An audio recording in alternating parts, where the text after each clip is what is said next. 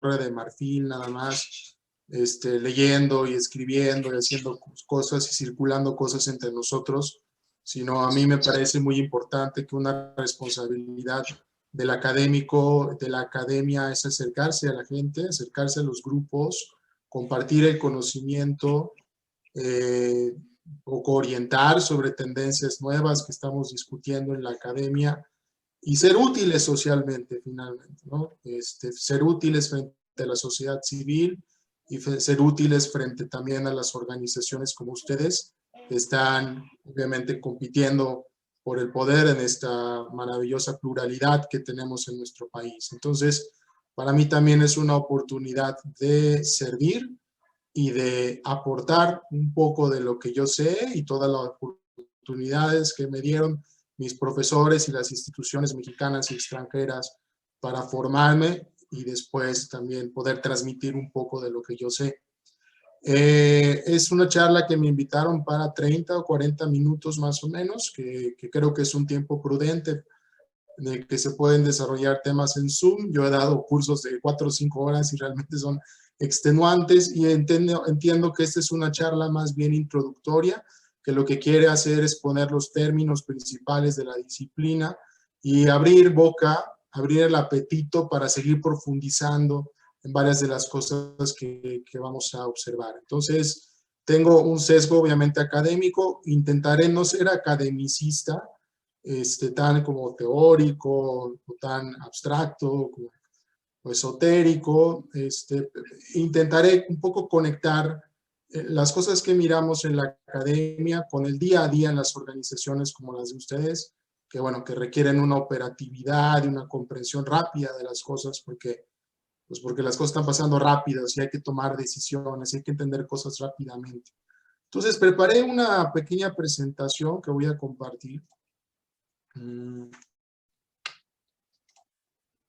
Supongo que la están mirando, Ana Paula. Sí, ya la podemos ver, doctor. Sí. Es una pequeña presentación que habla sobre los elementos básicos, como que el ABC de estas cuestiones. Para quienes son comunicólogos o tienen una formación previa en comunicación política, esto les puede parecer un tanto elemental. Para quienes no, podría ser información novedosa, pero bueno, es una cuestión básica.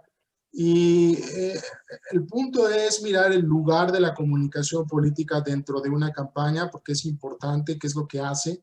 Es un recorte particular de la comunicación política para las elecciones y dentro de las campañas, dentro del universo enorme de cosas que hace, y unos apuntes sobre retos y oportunidades.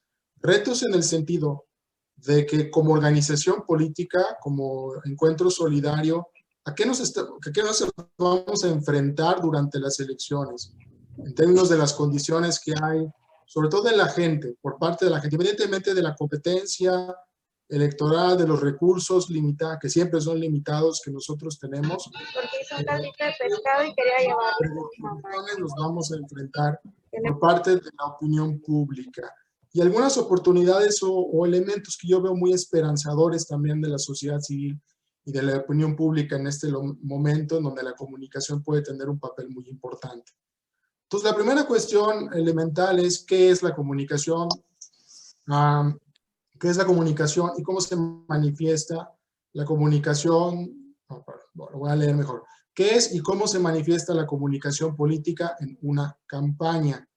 Y voy a desarrollar esto que pudiera ser una definición muy abstracta y una discusión muy extraña, también, muy abstracta, a través de ejemplos. Podremos reconocer esto como comunicación política. Alguien me dirá, bueno, esto es como humor y es simpático, pero de alguna manera también tiene una repercusión dentro del ámbito político para la opinión pública norteamericana y para la opinión pública nacional. Bueno, pues Donald Trump, como un paciente berrinchudo al que le están inyectando Clorox, y el tipo tomando Clorox cuando se aventó esta cosa de que creo que si te inyectas Clorox, entonces ya eres inmune al coronavirus, etc. Esto que puede ser un mensaje muy simpático, o muy intrascendente, la pregunta es si lo podemos considerar como comunicación política. Mi respuesta es sí, Y luego voy a decir por qué razón creo que sí puede ser considerado como comunicación política. Esto puede ser considerado como comunicación política, voy a poner el contexto. Fue la primera vez que nuestro presidente viajó en un vuelo comercial hacia X destino.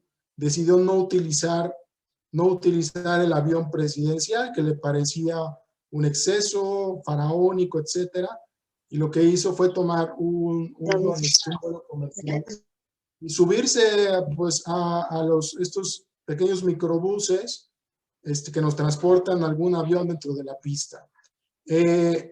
No sé si esta fotografía fue tomada por el equipo de la presidencia. En este momento estaba la primera o segunda semana en el poder Andrés Manuel López Obrador, y fue tomada por su equipo y difundida y viralizada, obviamente, por su equipo, o fue también posiblemente una expresión espontánea de algún seguidor, de un curioso, que se le hizo simpático ver a un presidente que en otro momento en la historia de México pues tenía el fastuo, el oprobio y bueno, todo el cuerpo de seguridad y toda la parafernalia, y ahora lo vemos como un hombre del común, metido en un camioncito como un hombre del común, yéndose a un vuelo comercial como un hombre del común.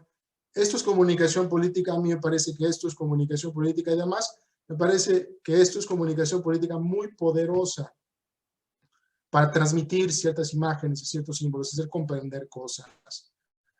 Este es un meme también que tiene que ver con una cosa que voy a comentar un poco después. No sé si recuerden que hubo un asalto, bueno, son como muy comunes, me parece, por la zona de Chalco, y bueno, el asaltante se distrajo, los pasajeros reaccionaron, lo apresaron, lo sacaron de la combi y lo golpearon y lo desnudaron. Y este meme lo que está expresando es una metáfora de cómo los asaltantes son los partidos políticos y los mexicanos que iban a ser asaltados se empoderan y finalmente castigan a los partidos políticos. Este meme fue viral y circuló hace mucho tiempo, y a mí me parece que representa una parte de la opinión pública que es muy interesante. ¿Es esto comunicación política? Yo creo que sí. Final, y esto creo que podemos tener un consenso muy importante, ¿es esto comunicación política? Recordarán este movimiento, 9 Ninguna se mueve. Fue un movimiento que lamentablemente fue una de las víctimas del COVID más lamentables, porque me parece que sin el COVID estuviera prosperando una agenda nacional mucho más poderosa, y más trascendente y más acelerada de cambios. Pero bueno, lo interesante es un pequeño grupo minoritario el que hizo esta representación y el que hizo esta convocatoria, y luego lo fue expandiendo y lo fue viralizando y terminó el movimiento nacional de gran envergadura que digamos que sí le dio un golpe o un choque al empresariado, porque finalmente sí hubo una buena parte de las mujeres que no fueron a trabajar y hubo un hueco productivo que creo que creó una conciencia. Esto es comunicación política también, yo creo que es comunicación política. Lo que estamos observando en estos ejemplos es que comunicación política son muchas cosas. Aquí tenemos un par de mensajes que son humorísticos. Aquí tenemos un mensaje que desde mi punto de vista es propagandístico, en el sentido de que intenta crear la convicción de que Andrés Manuel es un hombre del común y es extremadamente distinto de aquel gran emperador que solía ser el presidente de la República, absolutamente apartado de otros. Y aquí tenemos una expresión de la sociedad civil, que lo que quiere es cohesionar y adherir a muchas mujeres a partir de un movimiento de una profunda indignación absolutamente justificada y que finalmente logra movilizar, o en este caso, digamos, movilizar paralizando a la fuerza productiva de las mujeres para mandar un mensaje a las élites, a quien quiere escucharlo, de que ya no, no es tolerable los actos de violencia. Por lo tanto, lo que tenemos es un montón de expresiones, tenemos varias finalidades, varios lugares, desde la presidencia, desde la sociedad civil, de manera que se convierte en un tanto complejo entender qué es comunicación política y todas sus ramificaciones y todos sus problemas. Por lo tanto, voy a dar una definición que creo que es muy, muy eficiente y después especifico el tema de la comunicación política para la parte electoral. Bueno, esta es la definición, la única que voy a manejar, no voy a manejar más. Es cualquier intercambio de símbolos o mensajes que de forma significativa hayan sido definidos por o tenido consecuencias para el sistema político. Aquí hay bibliotecas enteras que definen qué es comunicación, no me quiero detener en eso, es un tema bastante complejo, pero básicamente es un intercambio de símbolos. Un símbolo es básicamente cualquier cosa que está en lugar de otra cosa, es decir, una mano puesta de esta manera quiere implicar, me parece, por un lado, solidaridad y por otro lado, intolerancia al abuso, intolerancia a la desigualdad. Es decir, este es un detente, por un lado, detente, patriarcado, por un lado, y por otro lado, solidaridad. Aquí hay un símbolo, hay un intercambio de ese símbolo de un emisor, que es en este caso esta organización, y otras mujeres que en su momento también se adhirieron al movimiento, intercambiaron este símbolo con profusión, con mucha intensidad, con mucha convicción. Y ese intercambio de símbolos están hechos dentro del sistema político, es decir, pueden ser los políticos quienes intercambian símbolos o mensajes, o pueden ser los ciudadanos quienes intercambian símbolos o mensajes, o pueden ser los medios, pues como el otro actor, pero ese intercambio de símbolos o mensajes tiene consecuencias para el sistema político. Consecuencias que pueden ser casi imperceptibles. Me parece evidente que un movimiento así, pues no revoluciona el estatus de la mujer de la noche a la mañana, pero es una lucha continua, gradual, ardua, muy, muy ardua, para poder cambiar las condiciones de las mujeres a nivel nacional. Pero hay un impacto de este mensaje en el sistema político. Y lo que quiere hacer, obviamente, este mensaje, al final de cuentas, como muchos movimientos sociales, es crear políticas públicas que funcionen para emparejar el piso entre hombres y mujeres en muchas dimensiones, tanto en dimensiones de violencia, como laborales, como familiares, etcétera. Pero lo que quiere este mensaje es darle, tener una consecuencia o provocar un cambio en el sistema político, en este caso en una política pública. Lo que quiere este mensaje, yo creo, y bueno, este es un meme que puede ser una expresión popular, pero recuerden también que los memes vienen de granjas de memes y que tenemos grandes corporaciones que están bien financiadas para producir los memes. Lo que quieren hacer, lo que quiere hacer este meme es tener una consecuencia en el sistema político en el sentido de deslegitimar la representatividad de la clase política y poner a los políticos como los villanos y a los ciudadanos como héroes en contra de esos villanos. Entonces, cada uno de estos mensajes quiere provocar un cambio. No un cambio, obviamente, sísmico o radical en el sistema político, pero puede ser un cambio micro, un cambio gradual y un cambio tenue que conduzca de manera acumulativa a una transformación de una convicción o una transformación de, no sé, de una política pública, de lo que hace el Estado y lo que hace el gobierno para eso. Entonces, bueno, esta es una definición, digamos, de trabajo como muy sucinta, muy general. ¿Por qué importa la comunicación política en la campaña? Y lo otro es, ¿cuánto importa la comunicación política en la campaña? Cuando hablo de comunicación política, ¿son símbolos o mensajes? Pueden ser mensajes visuales, pueden ser mensajes audiovisuales, pueden ser mensajes verbales o pueden ser mensajes orales. Y esta parte simbólica es muy importante. Por ejemplo, el logo de Morena, si lo recuerdan, y sobre todo el nombre del partido Morena, pues tiene muchas connotaciones como muy poderosas y simbólicas, ¿no? La Virgen Morena, la tez morena de las personas, movimiento de regeneración nacional, es decir, vamos a salvar lo que se pudrió. Tiene muchas connotaciones muy, muy interesantes.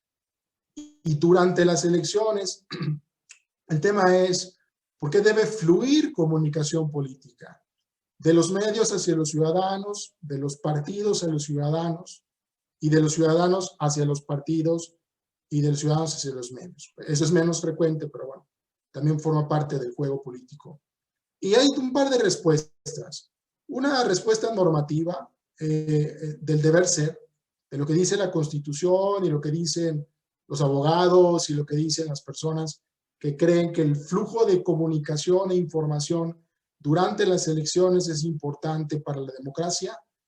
Y también quiero dar una respuesta estratégica en el sentido de por qué la comunicación política y estos símbolos o mensajes que tienen consecuencias para el sistema político son fundamentales, no solo para ganar elecciones. Yo no creo que toda la finalidad de una campaña sea ganar elecciones.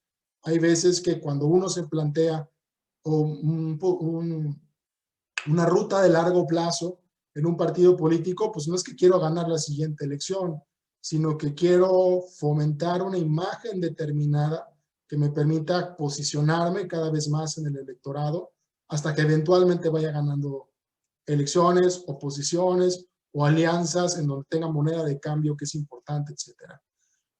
La respuesta normativa es muy sencilla. La comunicación política en campaña le permite a los ciudadanos, uno, otorgar un mandato en función del desempeño retrospectivo de la opción política. Es decir, la gente tiene que tener información y conocimiento de lo que una opción política hizo, desempeño retrospectivo, para ver si le va a dar chance otra vez de gobernar. Si la gente no sabe lo que la opción política hizo antes y si resolvió o no los problemas que se comprometió a resolver, evidentemente va a estar a ciegas a la hora de ir a votar. Esto es lo que dicen, digamos, la gente que justifica la importancia de la comunicación política en campaña por el bien de la democracia. Entonces la gente tiene que estar consciente de qué hizo una opción política para que pueda refrendarlo en el poder o tirarlo del poder porque considera que hizo un papel vergonzoso.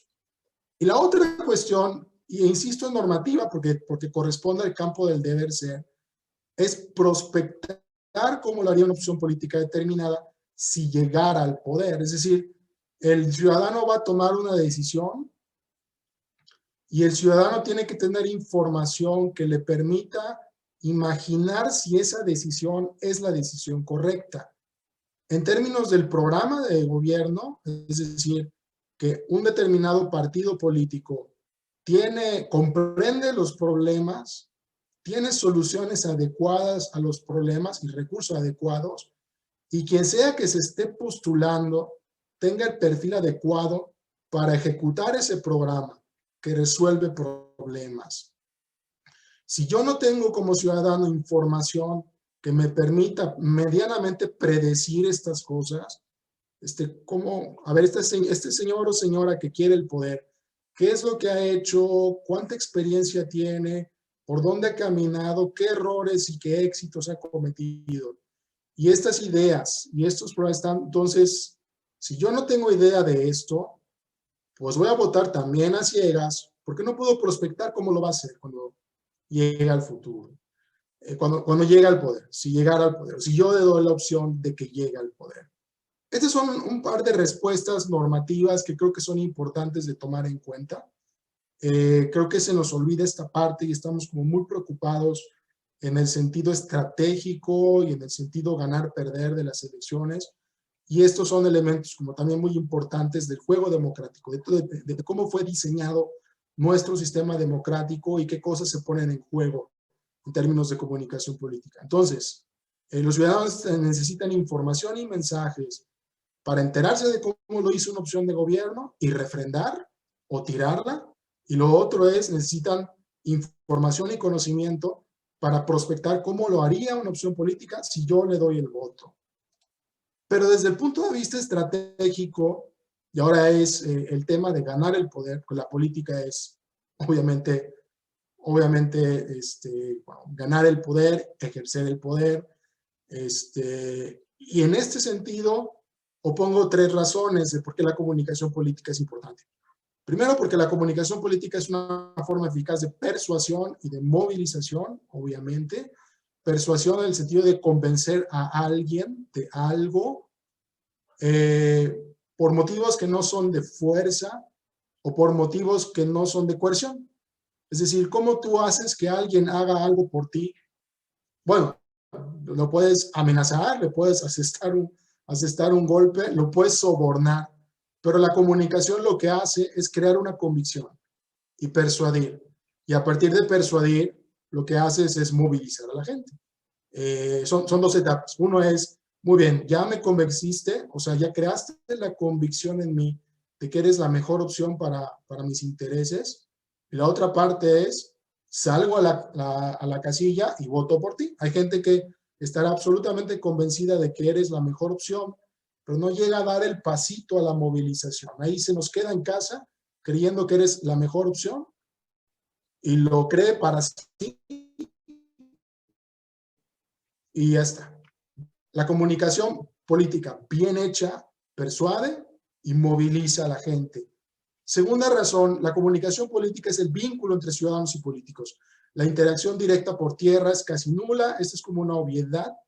Es muy difícil tocar casa por casa. En Estados Unidos se hace mucho, son otras condiciones, se llama canvasseo y se vincula, por ejemplo, redes sociales con canvasseo para tocar casa por casa. En Estados Unidos es muy diferente porque la cantidad de voluntarios que trabajan gratis para un partido político es enorme. Aquí en México es muy difícil que haya voluntarios, en fin, son otras condiciones. Pero el punto es que la comunicación política es lo que vincula a ciudadano y un político.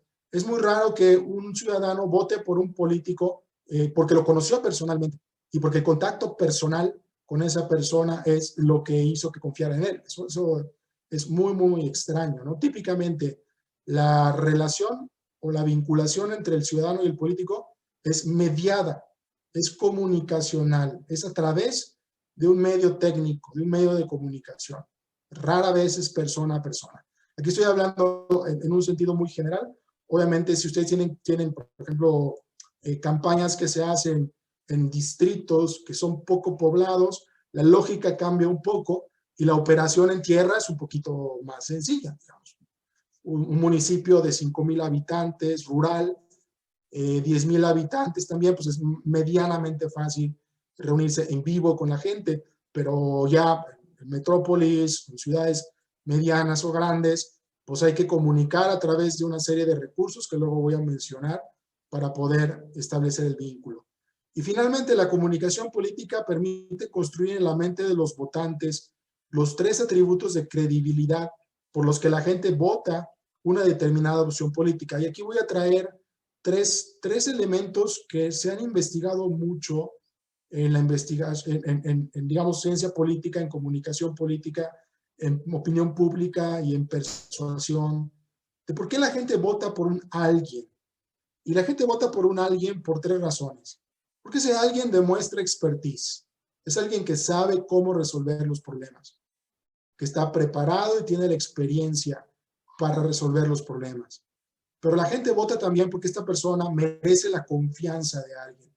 Es fiable, es confiable, es de fiar. Y la otra razón por la que alguien vota por una opción política es porque esa opción política actúa de buena fe. Este último punto es un poquito complicado de expresar. Ahora voy a poner unos ejemplos en donde quede un poquito más claro.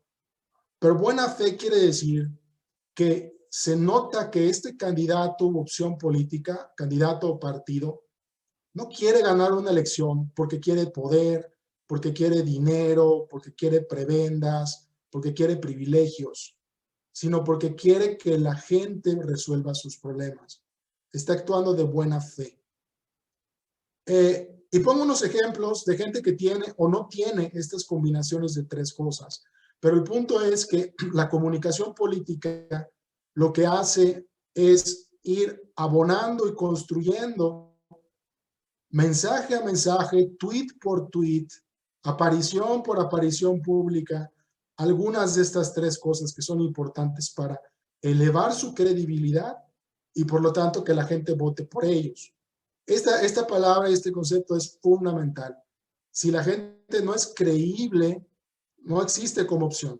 La gente tiene que creer en que esa persona a la que le va a dar el voto va a solucionar algún problema.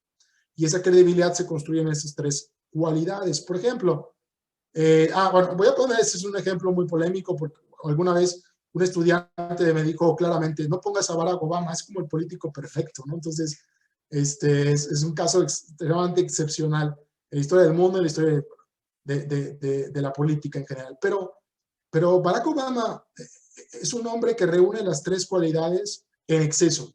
O sea, es un tipo extremadamente capaz. Si alguien lo escuchó hablar en algún momento, es un hombre que entendía perfectamente los problemas a los que se enfrentaba su país y que tenía los recursos intelectuales y los equipos para solucionarlo. Era un hombre confiable, tú creías en su palabra, tú creías en lo que él decía, y era un hombre que actuaba de buena fe, en el sentido de que no parecía que sus decisiones respondían a acumular poder por el poder mismo para sus cuates, sino que parecía que en realidad este hombre hacía las cosas por el bien del pueblo, por el bien de la gente. Y comparo el caso de Barack Obama, y perdón por el contraste tan violento que voy a poner en este momento, con Ricardo Anaya, porque es un hombre que creo que comunicacionalmente construyó muy bien la imagen de expertise. O sea, era un hombre que, bueno, dominaba un par de lenguas. De hecho, creo que equivocadamente se ufanaba de dominar 3 lenguas. Perdón. Hola. Hola, Ana Paula, ¿me escuchas? Sí, sí, le escuchamos bien, doctor. Tuve un problema técnico, voy a pasar a los estos. Perfecto. Comunicación política. ¿Qué es lo que comunicaba este hombre y qué es lo que comunicaba su campaña, a diferencia de esto? Me parece que comunicaba expertise, me parece que era un hombre que comunicaba que era un hombre brillante, preparado, con algo de experiencia, no mucha, pero tenía las soluciones técnicas. Creo que era un hombre medianamente confiable, que quiso diferenciarse del PRI y las mentiras del PRI, etcétera. Pero tengo la impresión, y esta es una impresión como muy subjetiva, de que no era un hombre que actuara de buena fe. No tenías la impresión de que lo que sea, que quisiera el poder para beneficiar a la gente. Yo tenía la impresión de que quería el poder, ya sea por vanidad, por ego, para su grupo, etcétera. No me parecía que jamás construyó y que, bueno, está en campaña, como saben, reapareció, una imagen de buena fe, de hago las cosas por el bien de los demás. Y este hombre, exitosísimo desde mi punto de vista, no solo por cómo ganó, sino la manera en que está resistiendo las crisis que tiene su gobierno en este momento, desde mi punto de vista no refleja y nunca se preocupó por construir una imagen de expertise, de un hombre preparado, de un hombre estudiado, leído, con respuestas técnicas. Desde el punto de vista de la confiabilidad, me parece que a veces sí, a veces no, pero el hombre tiene una enorme capacidad de transmitir su buena fe. Es decir, a mí me parece que independientemente que ejerza o quiera más poder por el poder mismo, es muy reiterativo y muy claro que este hombre quiere más poder por el bien del pueblo. Esto yo no sé si es cierto, yo no sé si ustedes comulgan con sus ideas, no lo sé. Pero me parece que es un hombre que por primera vez en la historia o en la historia reciente de México parece que hace las cosas por el bien del pueblo, de buena fe, no por enriquecerse a él mismo, y a sus amigos o acumular poder de manera pues, mezquina, digamos, ¿no? Tiene que ver la comunicación política con esto. Barack Obama, signos y mensajes, todo el tiempo comunicando que sabe hacer las cosas, que dice la verdad, que quiere el bien del pueblo. La manera en cómo se viste, el carisma que tenía en su rostro, la forma en que sonreía, nos hacía pensar que era un hombre de fiar, que es confiable. La precisión técnica de sus respuestas en sus mensajes nos hacía pensar que era un hombre de expertise, etc. Ricardo Anaya, comunicación política verbal, comunicación política no verbal, muy preocupado por hacernos entender que él es un hombre muy capaz, pero creo que por su propio fenotipo, y este es un problema para él, digamos, insalvable, es güerito, de cierta estatura, de cierto origen social, de manera que uno lo puede ubicar más en una franja de la sociedad de clase media alta que en realidad en el fondo no conoce o posiblemente en el fondo no conoce o se interesa por los problemas del grueso de la población. Entonces creo que comunicacionalmente en su rostro, su forma de vestir, los eventos que hizo, si recuerdan, empezó su campaña con una cosa que se llama hackathon en el World Trade Center de la Ciudad de México. Parece una pésima decisión porque lo desconectaba del grueso del pueblo, que obviamente no está en eso, y lo conectaba con la minoría elitista de jóvenes educados, etcétera, y me daba la impresión de que se sentía cómodo con los suyos, pero no se sentía cómodo, identificado con el spot que lanza sobre el niño Yahweh. Me pareció pues un intento ahí desesperado de conectar con el pueblo, aunque claramente sus rasgos y sus formas hacían extremadamente difícil comunicar que era un hombre que estaba compenetrado y sabía de las necesidades del pueblo, etcétera. Y para comunicar expertise, confiabilidad y buena fe y hacer de un candidato creíble, pues obviamente hay un enorme paquete técnico. Ese paquete técnico moderno, digamos, depende básicamente de sus alcances de nuestros bolsillos. Si tenemos mucho dinero, podemos meterle mucho dinero a todo esto. Si tenemos poco dinero, tenemos que ser extremadamente selectivos, creativos e innovadores para cada una de estas cosas. Tenemos el paquete técnico de los medios, es decir, la propaganda, lo que yo pueda hacer y distribuir, los tiempos oficiales que me da el INE a través de radio y televisión y una serie de recursos. Los medios informativos, esto es todo un tema muy complicado. Los medios informativos, estoy hablando de prensa, radio, televisión y también algunas opciones informativas en medios nativos digitales. En Internet es un tema muy complicado en el sentido de que generalmente no da mucho espacio porque los medios informativos sienten que si le dan espacio a los partidos, de alguna manera comulgan con su agenda, entonces son muy selectivos. A los partidos minoritarios no les dan tanto acceso porque creen que no tienen interés de audiencia. Puede haber también elementos de clientelismo, arreglos bajo la mesa. Este tema es muy complicado. Lo otro es infoentretenimiento y polientretenimiento. Esta es una manera de hacer comunicación política a través de formatos que no son formales, que no son serios, que no son duros, sino que son bastante relajados. Comunicar a través de TikTok, comunicar a través de Instagram, comunicar en entrevistas o talk shows o con un blogger, etcétera, es convertir a la comunicación en un elemento entretenido que conecte con un tipo de lector que no le gusta mucho la política, ahorita voy a hablar un poquito de eso, y que pueda hasta disfrutar, digamos, ¿no? Tenemos medios digitales, web y redes, y tenemos comunicación impersonal, que les decía canvaseo, brigadas, mítines, etc. Este sería como el mix de recursos que tenemos para comunicar. El punto es cómo nosotros acomodamos el mix, no es como utilízalo todo el tiempo, bajo cualquier circunstancia y maximizar y explotar todos los recursos. Finalmente no tenemos todo el dinero para hacer eso. Hay timing, hay mezcla, hay, digamos, candidatos y ofertas que son más apropiadas para alguno de los elementos del paquete técnico, etcétera. Pero todos dirigidos a fomentar estas tres cuestiones, por lo menos, ¿no? Más otras cuestiones que tienen que ver con credibilidad. Bien, avanzo hacia la segunda parte de la charla y con esto cierro y podemos iniciar la interacción. Un poco estableciendo para qué sirve la comunicación política y qué es lo que busca mínimamente.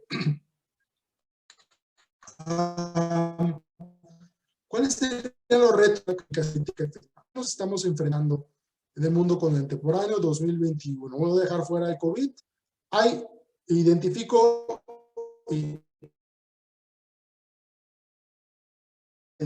cuatro cosas. Uno, despolitización endémica. La política no es para mí. El problema es cómo le hablo yo de mi oferta política para generar imagen de expertise cuando la gente piensa que la política no es para ellos. Y no van a votar, y crónicamente tenemos en la última presidencial 40% de la gente que no fue a votar. En esta elección intermedia es muy probable, porque históricamente ha sido así, que la mitad de la gente o menos no va a ir a votar por el tema del COVID. Entonces, tenemos gente que no vota porque no cree que la política sea algo que le beneficie en absoluto. ¿Por qué le llamo despolitización endémica? Porque este rasgo de despolitización ha estado en México durante mucho tiempo. Todavía tenemos los rezagos del periodo autoritario, que fue pasivo. Entonces, hay un tema a superar. El otro problema es la antipolítica y el cinismo. Todos son iguales, no resuelven nada. Antipolítica es, la política no solo no me gusta, sino puede ser que me interese, pero no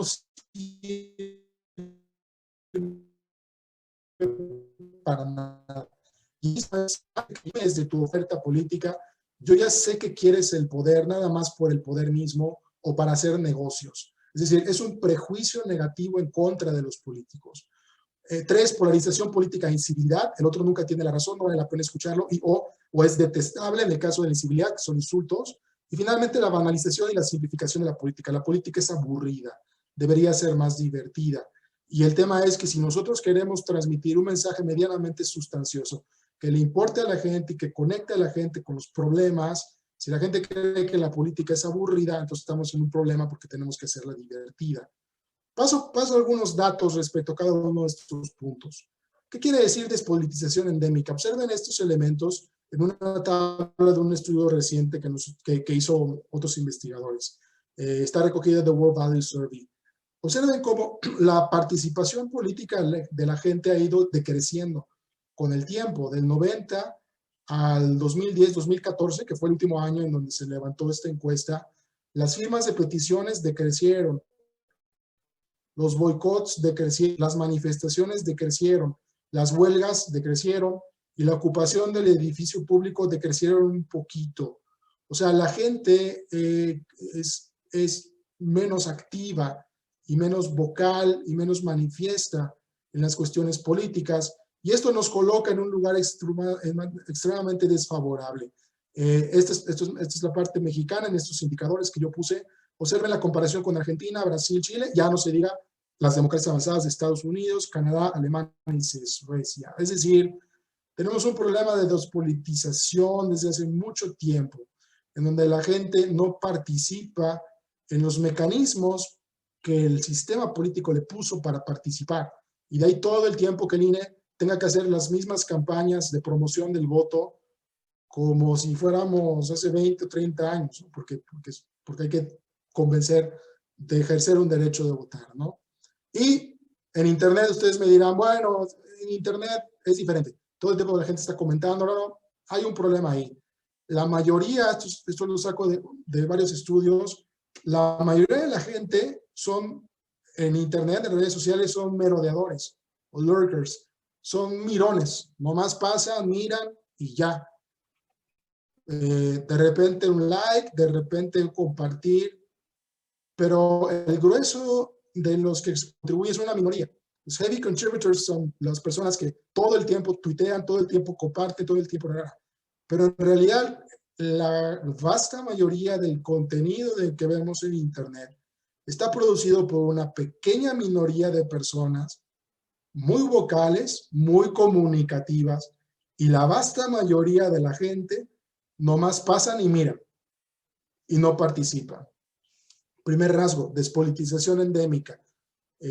¿Cómo convencemos a través de la comunicación política a gente que no le importa la política en general? Segundo problema, antipolítica. Esta señora la deben reconocer, se llama Lupita Jones. Hay un tema ahorita en la discusión de las alianzas de si Lupita Jones es candidata al gobierno de Baja California. Y yo no dudo que la señora Jones puede ser una persona sumamente capaz, exitosa empresarialmente. De ahí a que la señora sepa gobernar, y ustedes saben mejor que nadie qué difícil es hacer política. O sea, qué difícil es hacer política. Pues yo no sé si la señora Jones tenga el estómago, digamos, o la preparación de la... Entonces, ¿por qué elegir a la señora Jones? ¿Y por qué elegir a todos estos, ¿no? Tenemos a Alfredo Adame como candidato a esto, este medallista, no recuerdo cómo se llama, yucateco, la señora Goldsmith. ¿Por qué elegir a todos estos? No es, digamos, un tema de oportunismo de los partidos, no es un tema, es porque la gente está tan hastiada de los políticos, tan asqueada, o los políticos le parecen tan detestables, que mejor metemos celebridades y chance lo hagan mejor que los políticos. Es decir, los políticos ya no lo pueden hacer peor. Por lo tanto, metemos a celebridades que medianamente la conozco, medianamente, pues este es un atleta muy exitoso y tal, esta señora es muy exitosa y probablemente lo haga mejor que los políticos, ¿no? Porque los políticos están tan apestados que por lo tanto, esa es la antipolítica, es decir, no es algo que yo crea, evidentemente, no es algo que yo comparta, pero esa es una corriente de pensamiento que está en buena parte de la opinión pública, que presiona a los partidos a meter perfiles que no son políticos, que sí son celebridades, porque los políticos están tan desacreditados que incluso tenemos que meter a estas personas para sustituirlos. Tercer punto, polarización política e incivilidad. Polarización política, observen esta gráfica, es una foto tomada de las elecciones de Estados Unidos en octubre pasado. Los rojos son los republicanos, los azules son los demócratas. Y lo que tienes en las redes sociales, los demócratas que hablan consigo mismos, los republicanos que hagan consigo mismos, y unos cuantos perdidos por ahí, demócratas que se atreven a hablar con los republicanos y algunos cuantos republicanos que se atreven a hablar con los demócratas. Es decir, no encontré un ejemplo para México, no encontré un estudio para México, pero lo que ustedes están viendo es una polarización. Cada uno de los colores partidos vive su propio universo y desconoce lo que el otro piensa y desconoce las razones por las que el otro piensa que sus valores y sus creencias son importantes. Entonces, lo que estamos observando aquí es una desvinculación de los grupos y una cosa que ciencia política es como burbujas solistas. O sea, la gente encerrada en redes sociales, en sus propios universos, en solitario, viviendo su delirio, su mundo político, sin conectar con los demás y dialogar con los demás o escuchar a los demás. Ese es un problema enorme, porque cómo entras a hablar con alguien que está tan encerrado en su burbuja que no me va a hacer caso al principio.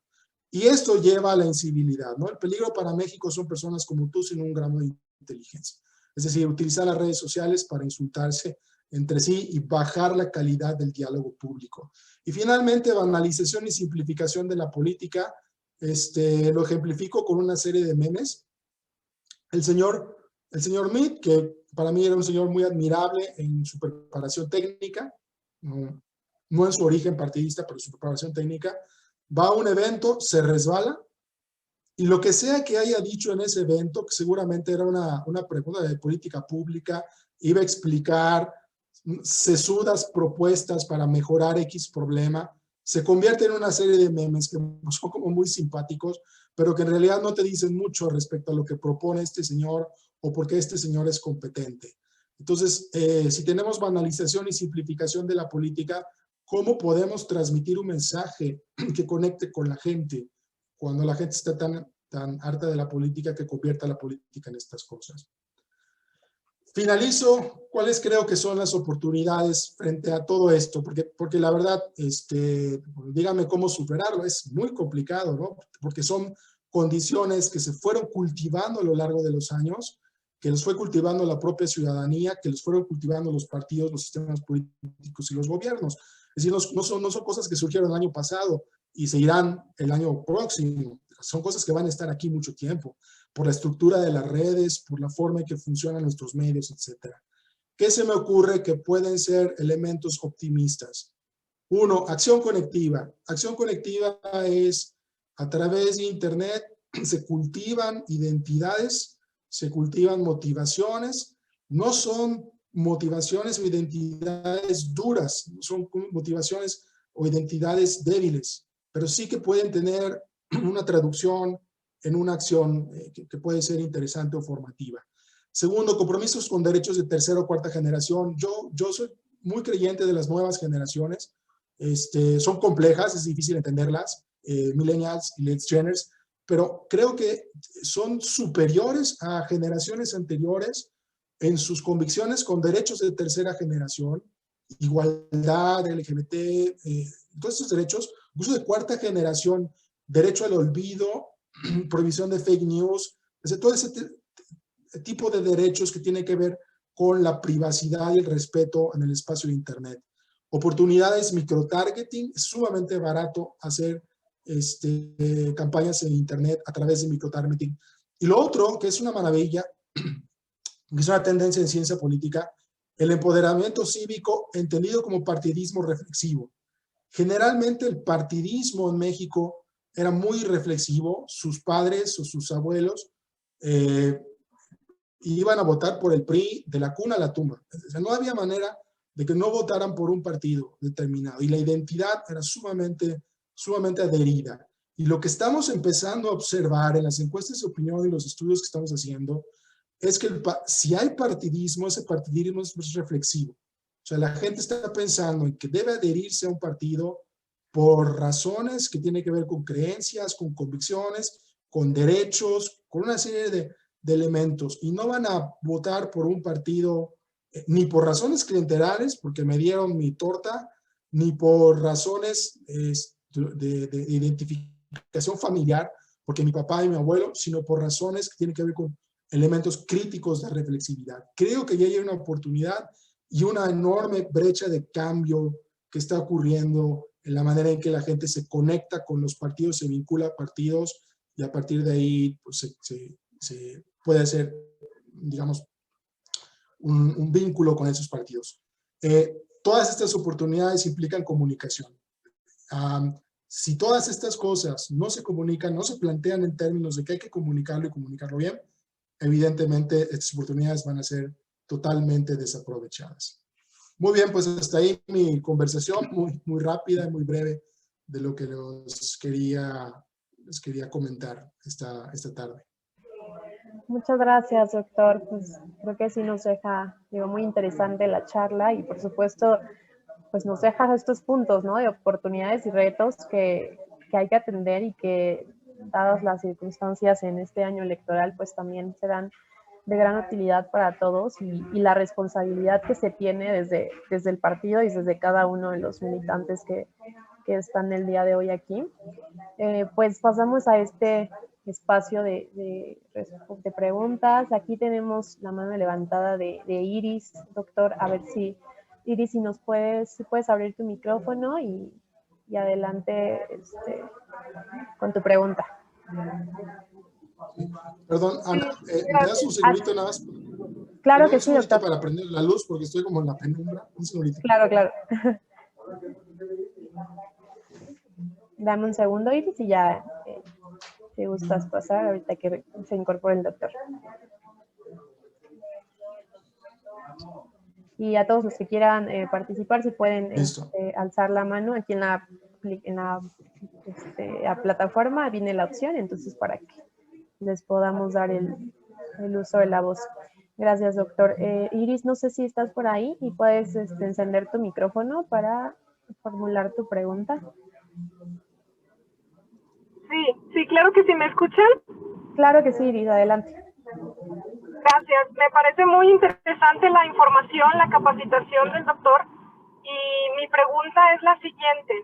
Sabemos que la comunicación política es muy, muy importante porque a veces, pues, el mensaje que uno da, el receptor lo recibe de otra manera, ¿no? Y ¿qué hacer cuando das un mensaje y la competencia te distorsiona el mensaje? No sé si me explico. Sí. Ok. Sí, entiendo muy bien. Uno da un mensaje y alguien más distorsiona ese mensaje y al final le llega a la gente un mensaje que no querías decir. Porque pasó, digamos, un teléfono descompuesto perverso o un teléfono descompuesto natural en donde las cosas se fueron rectificando. Ok. Es complicado dar respuestas para mí de tipo como manual, como esto se debe hacer, esto no se debe hacer y tal. Hay como manuales mucho más, más ricos y más precisos respecto a estos casos. Yo pensaría en... hay un principio elemental que implica repetición, es decir, yo lo que dije es esto y lo digo muchas veces hasta que se fija en la gente, en la mente de la gente lo que tú en realidad dijiste y no lo que quisiste decir. La otra tiene que ver con operaciones vastas de información que se pueden intentar descubrir y se pueden intentar denunciar. Sabemos digamos, que en Internet hay mucha desinformación y hay campañas financiadas en lo oscurito, bajo la mesa, que se dedican exactamente a lo que está describiendo la compañera. Se dedican a distorsionar las cosas que nosotros estamos diciendo, una y otra vez de manera sistemática. Creo que podemos intentar detectar o identificar cuáles son este tipo de operaciones de desinformación y salir a decir que hay una operación de desinformación. Pero me parece que el elemento más importante es el de la repetición del mensaje y la consistencia del mensaje. Si yo voy diciendo una cosa y luego digo otra diferente que rebata la primera y luego digo una tercera que no se parece ni a la primera y la segunda, estoy perdiendo consistencia, estoy perdiendo una solidez o madurez del mensaje y eso le hace el caldo gordo o el juego fácil a esos opositores que lo que quieren justamente es diluir el mensaje inicial para meter desinformación y ruido. Muchas gracias, doctor. Marley tiene otra pregunta. Adelante, Marley. Sí. Sí, buenas tardes, maestro. De inicio, agradecerle tan importante información. Usted mencionaba algo muy importante que a mí siempre me ha hecho ruido, el partidismo reflexivo, el tema del empoderamiento cíclico y sobre todo los elementos críticos de la reflectividad que debería de haber en nuestra sociedad. Lamentablemente, pues en cada campaña electoral, todos a los que nos gusta esta actividad, nos enfrentamos a una desinformación, yo creo que del 80% en la mayoría de la sociedad, porque efectivamente y lastimosamente hay que decirlo, muchas personas o la mayoría no se quieren informar, cuesta mucho hacerle ver a la ciudadanía que el votar es un derecho, pero también es una obligación, que el participar dentro de las actividades político-electorales del país debe de ser no nada más ese derecho cuando me conviene a mis ciudadanos, sino una obligación también que debemos de tener para hacer fluir, digamos, si hablamos de democracia y del sistema político en México, de hacerlo fluir. Aquí mi pregunta, maestro, sería cómo contraatacar todo eso que a final de cuentas nos trae problemas de raíz, lo que usted decía. Muchas veces en las familias, si votaba el abuelo por un partido, en generación tras generación iban votando por el mismo partido político, ¿no? Entonces, cuesta mucho a estas alturas porque también lastimosamente las redes sociales no siempre informan de manera objetiva. ¿Qué sugeriría usted, aparte del tema de campaña política, cómo podríamos contrarrestar este tipo de situaciones en general en nuestro país? Gracias. Es una pregunta compleja porque tiene dos pistas, digamos. Acaba usted de mencionar el tema de la desinformación en redes sociales y para mí es un tema de regulación de redes sociales. Hablando de la regulación que propone Monreal en este, no parece la adecuada, pero es importante eventualmente regular redes sociales para bajarle 2 rayitas a las operaciones de desinformación, porque pues, información o sea, México es de los principales países, es el principal productor de fake news después de Turquía.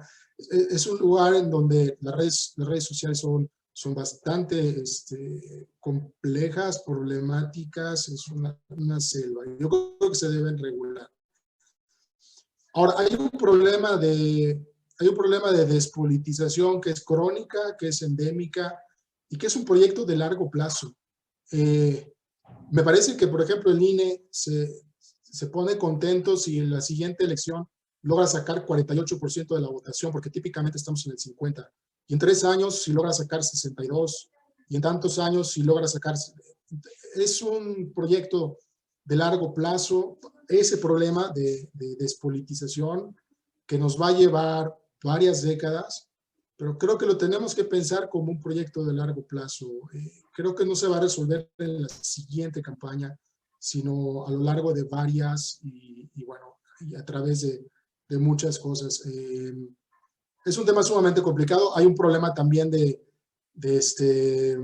hombre, si los partidos se atacan entre sí todo el tiempo, se utiliza publicidad negativa, por ejemplo, para atacarse o desinformar, entonces flaco favor le hacen a la despolitización, porque claro, ¿quién va a querer votar por la opción pésima o la opción mala o la opción detestable? A lo mejor me quedo en mi casa y no. Entonces tiene que haber también una especie de una civilidad en la competencia, es decir, sí comparar, sí criticar, pero tampoco meterse finalmente un balazo en el pie colectivo, ¿no? Todos perdemos al final de cuentas cuando todos nos criticamos de manera tan ácida, de manera tan corrosiva. Entonces, es una pregunta, perdón, Marley, muy difícil de contestar, tiene muchas dimensiones, pero a mí me gusta pensar en el tema de largo plazo.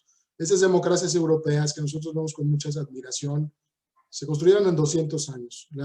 Incluso la democracia más antigua del mundo es una democracia que tuvo una crisis terrible, profunda, hace unos pocos meses y todavía se está poniendo de pie y se está reincorporando. Entonces, son proyectos de largo plazo, pero tenemos que empezar a hacer el trabajo.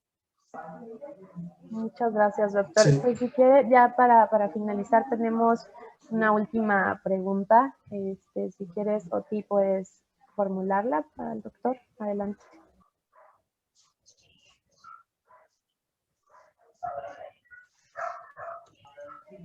Adelante, te escuchamos, Oti.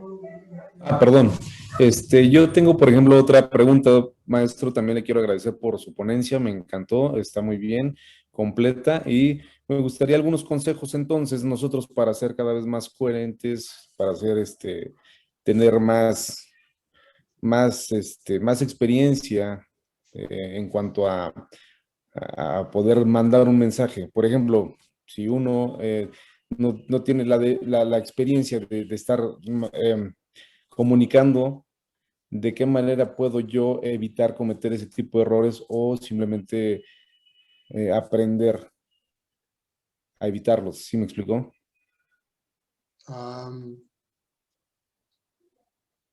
No entendí muy bien. Voy a plantearlo de la siguiente manera.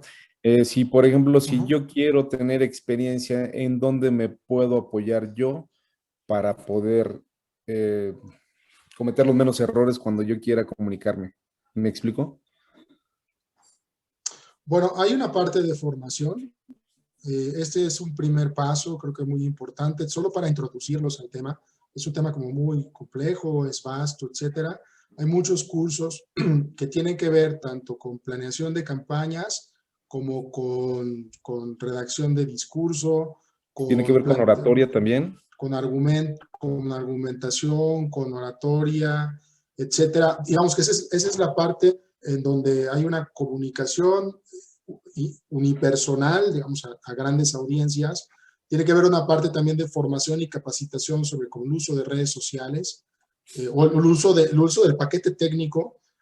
Obviamente hay formación y capacitación que le enseña a uno a utilizarlo, cuál es la mezcla perfecta, cómo yo hago de un presupuesto limitado, cómo yo maximizo ese presupuesto para intentar pegarle distintas cuestiones. Tiene que ver también con conocer a las audiencias, conocer a los públicos, intentar encontrar los valores con los que puedo conectar, intentar encontrar las preocupaciones y Disculpe, encontrar maneras profesor Martín. novedosas, etcétera. Sí. Disculpe, también, por ejemplo, ¿usted qué consejo nos da como para iniciar? Por ejemplo, usted nos habla de un presupuesto, pero por ejemplo, si nosotros de manera personal quisiéramos iniciar en algo básico, en nuestra casa, ¿cómo podemos nosotros empezar a fortalecer precisamente esa comunicación? Bueno, no sé si se refiere a comunicación en sentido doméstico, pero lo primero, para mí, en lo personal, si yo no he hecho algo, lo primero es prepararme y formarme para hacerlo. La primera acción tiene que ver con capacitarse y formarse en todas estas artes. A mí me parece importante para ustedes, sobre todo, no acceder a una formación generalista, sino una formación especializada en partidos minoritarios. Eso es fundamental porque el partido minoritario, digamos que estoy utilizando la clasificación de ciencia política, de ninguna manera es una clasificación derogatoria. A diferencia de los partidos establecidos, tienen otras estrategias de comunicación, conectan con otros públicos, establecen vinculaciones diferentes, tienen metas y objetivos comunicativos y electorales diferentes. Entonces, bueno, la primera es como vamos a formarnos, ¿no? Vamos a estudiar, vamos a capacitarnos, vamos a ir, hay como varios cursos de formación, pero yo sí insistiría en una formación que tenga que ver con partidos emergentes o partidos minoritarios, porque las estrategias son distintas, tienen que ser distintas, ¿no? No tenemos el presupuesto, no tenemos la antigüedad o las tablas, entonces creo que es importante, digamos, ser realistas, por un lado, pero ser inteligentes también y aprovechar la oportunidad de que somos un partido emergente. Muchas gracias. Gracias, doctor. Por nada, por nada. Pues ya acá no tenemos ninguna otras preguntas, pero pues le agradezco mucho su tiempo, le agradezco mucho también los consejos que al final seguro se van a implementar, ¿no? Por cada uno de nosotros. Y pues me gustaría compartir brevemente un reconocimiento de parte de la Red Nacional de Mujeres Lilas y agradecerle de parte de la coordinadora de la Red Nacional de Mujeres Lila, la licenciada María de los Ángeles Martínez Loaesa, y pues leo el presente reconocimiento. La Red Nacional de Mujeres Lila otorga el siguiente reconocimiento al doctor Martín Rodrigo Echeverría Victoria por impartir la capacitación Comunicación Política en campañas electorales, realizada a distancia el día 11 de febrero del 2021. Muchas gracias por sembrar la semilla del conocimiento y a través del aprendizaje ayudar al desarrollo pleno de las mujeres que integramos esta organización, y firma María de los Ángeles Martínez Loaesa, la coordinadora de la red. Muchísimas gracias, doctor. Ha sido pues, bastante fructífero para todos, para todas las que están aquí conectadas esta capacitación, y bueno, agradeciéndole, por supuesto, aquí ya les agradecieron dentro del chat, y pues muchas gracias desde la red y desde todas las que nos conectamos esta tarde. Muchísimas gracias. Muchas gracias por la invitación y mucha suerte, mucha suerte. Gracias. Hasta luego a todos. Que les vaya muy bien. Hasta luego.